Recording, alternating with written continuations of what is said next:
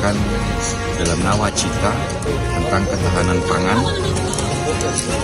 ditindaklanjuti oleh jajaran Polda Gorontalo untuk hari ini melaksanakan kegiatan penanaman kurang lebih di sekitar SPN dengan luas tanah 3 hektar dengan benih jagung. Dan di samping itu dalam pelaksanaan ini dari pihak Polda juga mengundang dari Dinas Pertanian Kabupaten Gorontalo dan petani seputar lokasi, dan sekaligus juga memberikan bantuan benih jagung kepada para petani-petani yang ada di sekitar lokasi penanaman benih jagung ini.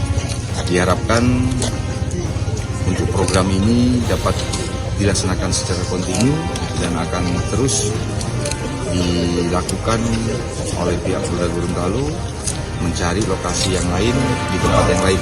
Demikian.